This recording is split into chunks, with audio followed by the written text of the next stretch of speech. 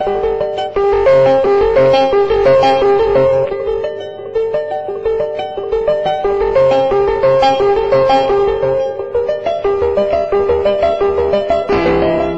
humanos ahora. Un programa especial de Radio Cadena de Almería con motivo del 40 aniversario de la Declaración de Derechos Humanos, organizado por Amnistía Internacional Grupo de Almería y sección española de la Asociación Mundial por la Escuela, Instrumento de Paz. Coordinan José Tubilla y Manuel Castiñeira.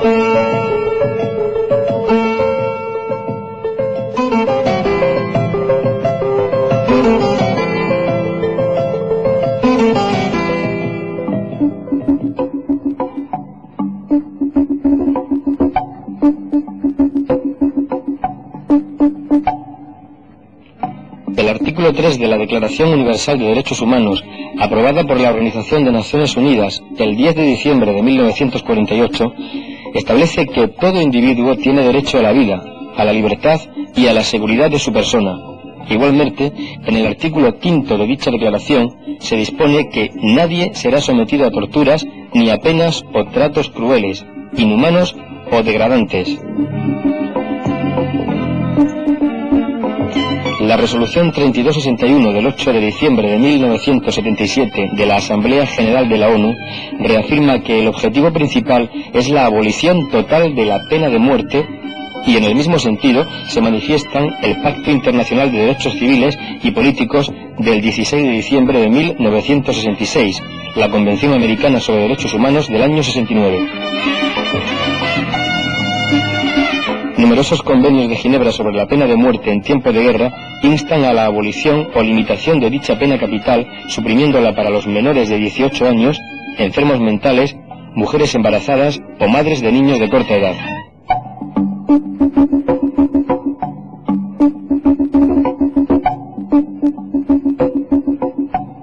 Asimismo, la Convención Universal contra la Tortura, aprobada por la ONU el 26 de junio de 1987, el Convenio Europeo para la Prevención de la Tortura de 1987 y muchas más normas de derecho internacional aprobadas en numerosos foros internacionales, Organización Internacional del Trabajo, Organización de Estados Americanos, la Organización de la Unidad Africana, la UNESCO o la Comisión de Derechos Humanos de la ONU, entre otros, solicitan la desaparición inmediata de la tortura y los tratos inhumanos o crueles.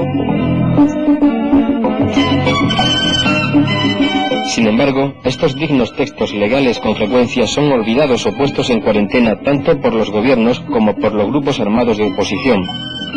En más de la mitad de los países del mundo se encarcela a las personas por expresar sus opiniones, a menudo después de juicios que no son más que una farsa. En 1 de cada 3 países del mundo se tortura y somete a malos tratos a hombres, mujeres o niños sin distinción de religiones o razas. En más de 120 países existe la pena de muerte. En 1987 se ejecutaron a 769 presos en 39 países, pero estas cifras son mucho inferiores a la realidad. Las cifras reales son sin duda mayores. No obstante, en 1987 se había abolido la pena de muerte para todos los delitos en 38 países, y en 18 países como España se mantenía solo para ciertos delitos cometidos en tiempo de guerra o de excepción. En al menos 16 países donde se mantiene la pena de muerte, esta no se ha aplicado al menos durante los 10 últimos años.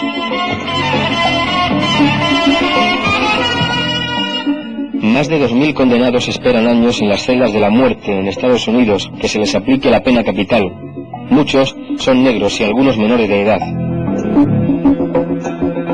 La humanidad entera debería estremecerse porque alguna vez, en algún sitio, habremos condenado a un inocente. Entonces, podríamos decir que no todos somos asesinos, pero quizá seamos todos culpables.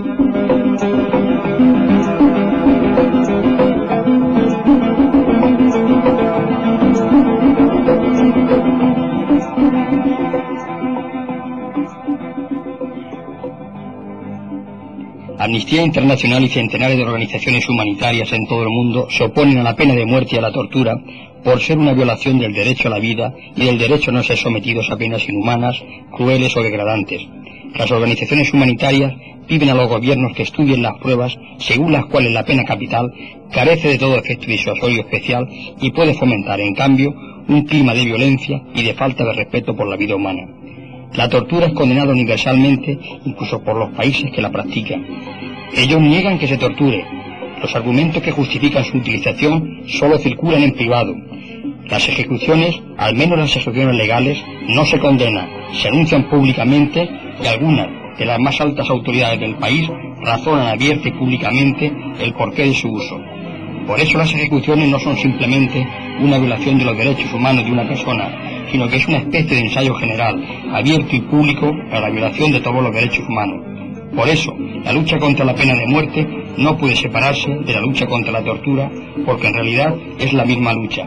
En ambos casos, se atenta contra el artículo 5 de la Declaración Universal de los Derechos Humanos.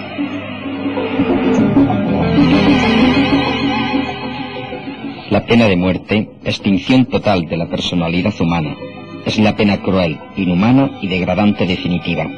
En cualquier ejecución siempre se invoca una causa superior. En Guatemala para evitar la revolución, en Etiopía para evitar la contrarrevolución, en Argentina contra los subversivos, en otros países son los desórdenes políticos derivados de la lucha social. La solución que se propone por muchos gobiernos es la misma: pena de muerte. En lugar de ocuparse de las causas que subyacen en el problema, la gente simplemente inflige dolor y muerte a unos pocos cuerpos humanos elegidos.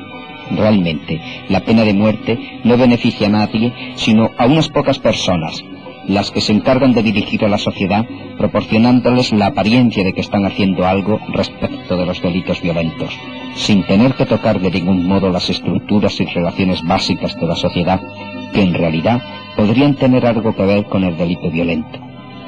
Se nos dice con frecuencia que los condenados a muerte no son personas, sino monstruos o animales, cánceres sociales a extirpar. Es cierto que muchas de ellas, la mayoría de ellas, han cometido actos de crueldad que deben ser condenados.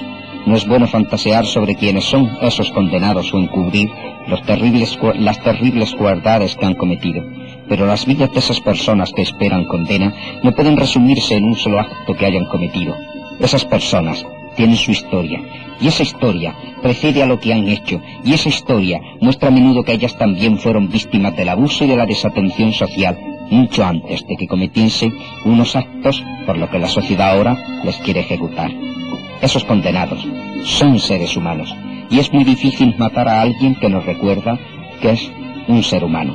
Es mucho más fácil negar la humanidad de las personas cuando ésta ha sido ya puesta en duda por toda la comunidad. Este razonamiento es ofensivo para mucha gente. Por eso la pena de muerte en cualquier parte del mundo recaerá siempre sobre las minorías, ya sean raciales, políticas, económicas o sociales. Por eso es insensato pedir que la pena de muerte se aplique justamente. Las violaciones de derechos humanos nunca se aplican justamente. Repasemos unos datos reveladores. La pena de muerte es irreversible y puede ser aplicada a inocentes. La pena de muerte es embrutecedora para todos los implicados en el proceso. La figura del verdugo es socialmente repudiada y ocultada. La pena de muerte es un acto de violencia y la violencia tiende a provocar la violencia. La pena de muerte se usa frecuentemente como instrumento de represión contra grupos de oposición raciales, étnicos, religiosos y marginados. Las ejecuciones no pueden nunca devolver la vida a la víctima ni reducir la pérdida que han sufrido sus familiares. Un estudio de la ONU de 1980 señalaba que no hay ninguna prueba definitiva sobre la eficacia de la pena de muerte, ni que posea un efecto disuasorio único en comparación con otras formas de castigo. Al contrario, según estudios jurídicos hechos en Estados Unidos y Gran Bretaña, la pena de muerte es muchas veces un factor criminógeno.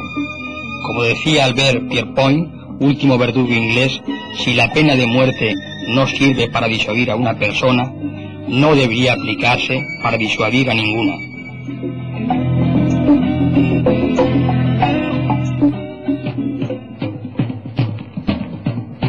Todo ser humano tiene derecho de libre circulación y de residencia, derecho a salir y regresar a su país, al asilo, a la nacionalidad, a casarse y fundar una familia, a la propiedad, a la libertad de pensamiento, conciencia y religión, a la libertad de opinión y expresión, a la libertad de reunión y de asociación pacífica, a la participación en el gobierno del país, a la igualdad